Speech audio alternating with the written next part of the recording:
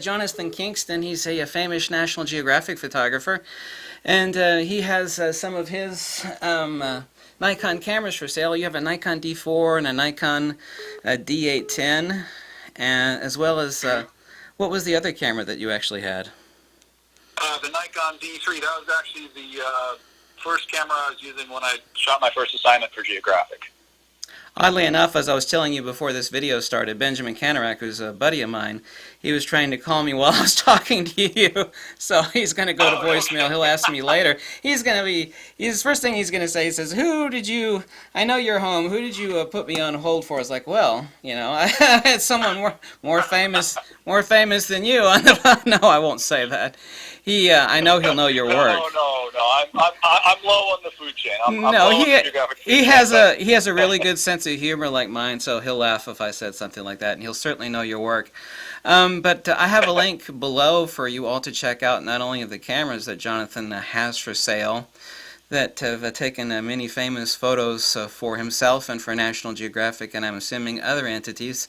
I get nothing for this. I have, as you very well know, my viewers, I have no affiliate links, and I just want to help out someone that works really, really hard to, capture amazing photos. And even though I'm fat, bald, and kind of lazy now in my mid-40s, I know what it's like to go out there, traipsing through the woods and the mud and, countless other dangerous entities. And I think that he deserves, he's already a famous photographer. I don't want to phrase this the wrong way, but just help in any way I possibly can. So that is my purpose for making this video. I wanted to know if you wanted to make any comments about your cameras or Nikon specifically. And I wanted this to be a short interview for you and not monopolize your time in any way, shape, or form, but any comment that you'd like to make. Oh, sure. Well, thanks so much, Ken. It's great talking to you, and thanks for having me on the phone and helping me out. This is huge. So like I said, the Nikon D3, that was the first camera I had when I got my first assignment for Geographic. I obviously shot with some cameras and other bodies before that, but that was the first one I took on assignment with me. And the Nikon D4 actually took a pretty famous picture. There's a National Geographic Fine Art store. They've opened a bunch of brick and mortar stores around the country, and I was in Hawaii and taking pictures of these incredible waves coming in from a storm, and one of the waves broke into a perfect heart shape, and that's now carried in the National Geographic Gallery. I think we've sold almost $1 million of prints of that. Of course, I get a very small percentage of those sales, but it did take a real famous photo. And then the D810 was a recently acquired one. I got it last spring, and been on a couple trips with me to India and to Southeast Alaska, British Columbia. I'm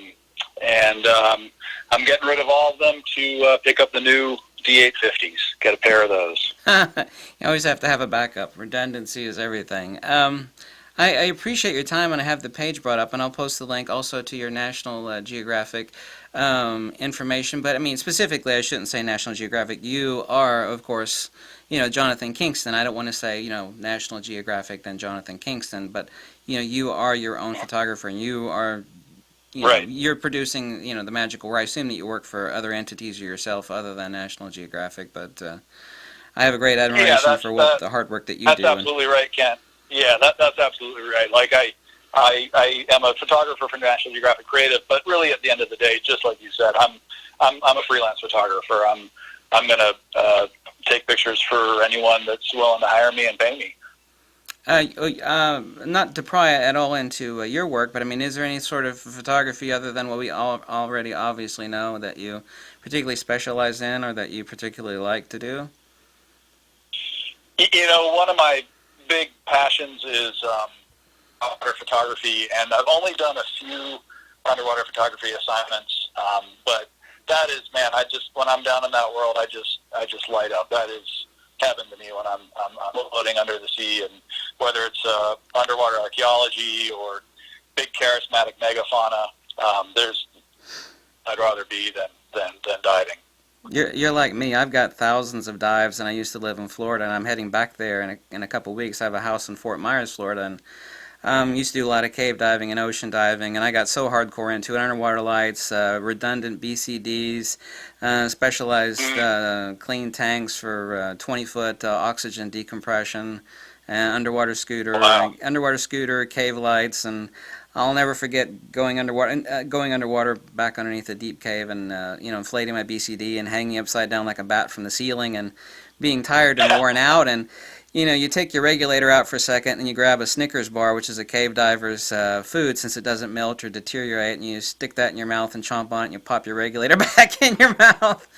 Many of your photos are famously well known to not only me but to everybody else. I mean, your seal photos, the column of light with the seal looking up on the floor at the other seal. I mean, just absolutely the lighting composition and the rendering of what you captured I mean, it's exquisite. There actually are no words for the type of, and I don't want to sound like I'm petting your fur, so to say, but I mean, that sort of excellence it's unreproachable. It's absolutely exquisite. Some people produce images that are so great that they don't need a portfolio. They say, I mean, from my position anyway, like, here's a couple of my images, and if you don't know me, I mean, that sort of work is absolutely amazing. I hope I didn't misapproach you in saying those things, but that work is just absolutely incredible. You're Kent, you're far too kind. My ego, I'm not going to be able to walk out the door of my office now because my head's not going to fit through it. But I really appreciate the kind words. Well, the lecture, I was just going to say it's a huge passion for me. I got into it because it was my passion. I didn't get into it thinking I could ever make money at it, and I've just been kind of blessed by this magical career path where the right doors have opened at the right time, and I've been there to step. Couldn't be more thankful for doing what I do. Your Vimeo lecture that I watched, I don't know which specific one that it is, relative to your other ones, was absolutely exquisite. If I have your permission, I'd like to post the link to that, as well as your website, as well as your cameras that have taken famous images and been used by you with your permission, if that's okay. Oh, absolutely. Yeah, thank you. Thank you so much. I know you can't see it, but I have the eBay page pulled up with your cameras here, and wonderful cameras, and I think that they're not going to last more than a few minutes on eBay, and I just wanted to do anything to help you, and it was really wonderful talking to you. And if there's anything ever I could do for you, whatever little that is of my, extremely limited powers to do anything, I mean, I don't know if somebody like you,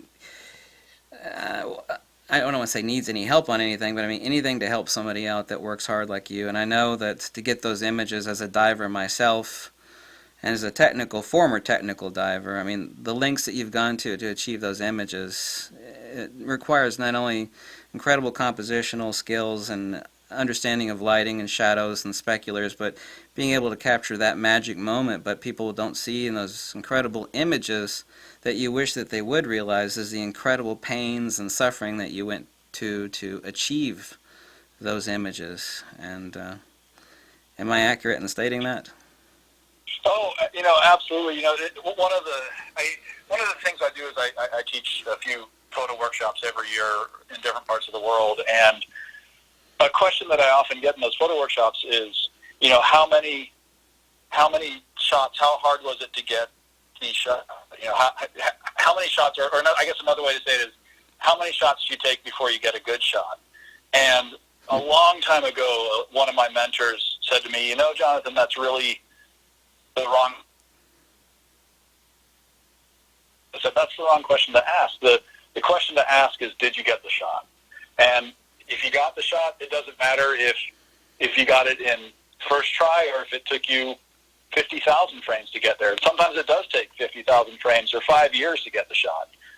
The question is, did you get the shot or not? And yeah, thanks. I mean, that's all back to that passion thing. I can only speak for myself, but when I work from a space of passion and sort of falling in love with my subject or falling in love with whatever I'm doing, that's when I feel like the images that I produce can really convey that extra je ne sais quoi to the people that are looking at them and really tell the story that I'm trying to get through.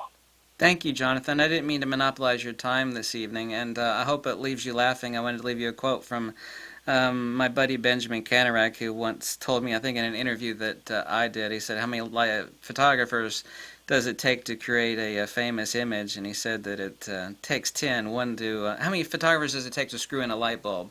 Excuse me, it takes one, and it takes 9 more to say I could have done that. So true, so true. He's a Canadian living in Paris, France. And of course, he's doing real fashion photography, and I didn't know it, but he said, "Yeah, you either live in New York City or Paris, and period. That's it." Sure. Your photos are famous to me, and I'd like for people to look at your Vimeo video and also your website and check out Jonathan Kingston's photos, and please purchase his famous cameras. I mean, you'll have not only more than a Nikon D3 or D810 or D4, but you know, you'll have something far, far more so than that. And you know, that's understood if you're a photographer at all. I mean, the images that these have created, and you know, where they've traveled, shall we say, and then some, and the images that have been produced by Jonathan Kingston. And I really wanted to appreciate you making this short little video with me, and I want to say thank you for all your lovely imagery. I mean, it's not lovely. That's actually a completely inappropriate word. Your incredible imagery.